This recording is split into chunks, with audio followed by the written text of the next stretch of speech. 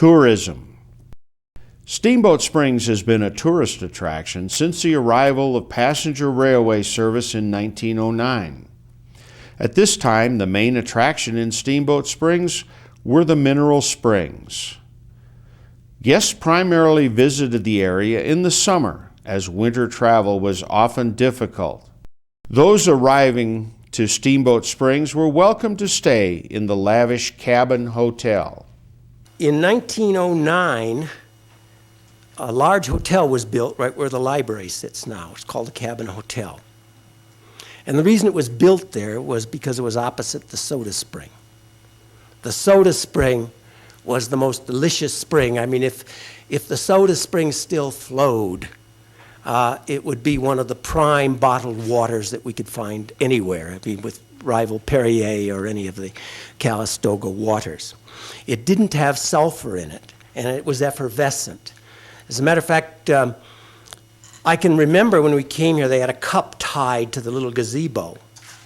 And everybody just dipped that cup in, and you drank. All the tourists, when they came through town, would stop at the little gazebo and drink this soda spring water and fill up their jugs. People would drive from Craig and all over to get the soda spring water.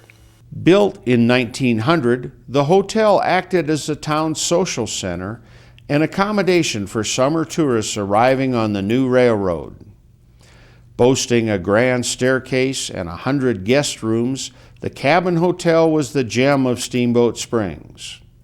Until in 1939, the hotel caught on fire and burned to the ground. And Charlie just grabbed me, he just jumped up and grabbed me. He took the papers out of my hand and threw them on his desk and grabbed me by the arm and took me out the door and said, "It's the Cabin Hotel on fire. Let's go." We were 2 blocks from it, you see, from the pilot. So we roared down there, and no fooling, 35 minutes later, it was gone. It was gone. Yeah.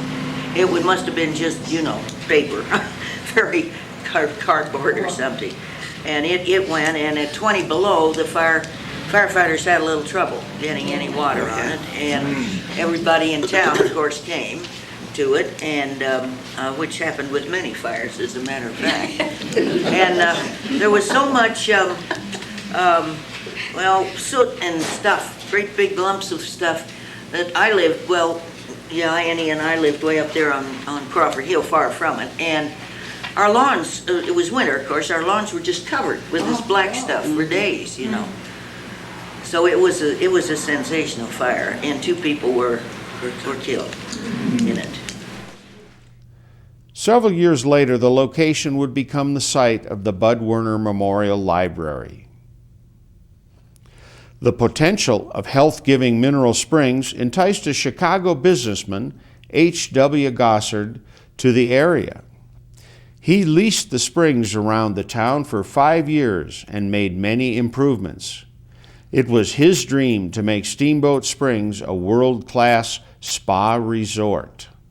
At that point, he wanted to make Steamboat Springs the American spa, comparable to the spas in Europe, and the spas were the big thing then.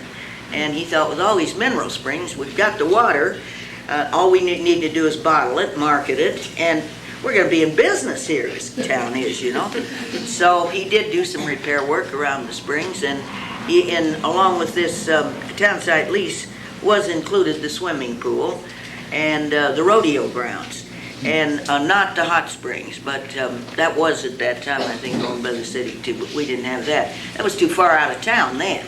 And so anyway, that's what he did for a while.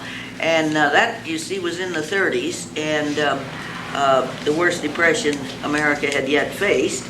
And so after the lease expired, Dad didn't expire, but he couldn't. Yeah, he couldn't go ahead with the lease because there wasn't enough money in this sort of a thing. And obviously, in the deep darkness of the Depression, the last thing people were going to spend money on was bottled mineral water.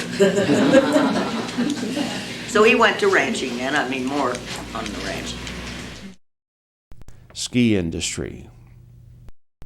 In the early 1960s, a group of ranchers and locals gathered together to form Storm Mountain Ski Corp, led by Jim Temple. The group explored, surveyed, and constructed the first ski runs on Storm Mountain. The mountain was later renamed Mount Werner in 1964 in memory of Steamboat's beloved local skier, Buddy Werner. I'd always look at Storm Mountain down the street, at the end of the street, and thought, that's going to be a great place to ski.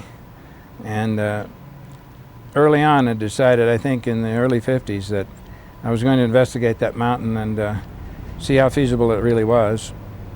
So it was in my mind when we really started to do that in 1955 and 6.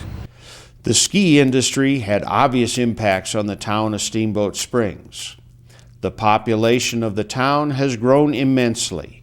Tourism has been rejuvenated and the ski area has become a world-renowned destination. New people, opportunities, and ideas continue to impact the area's vibrant economy.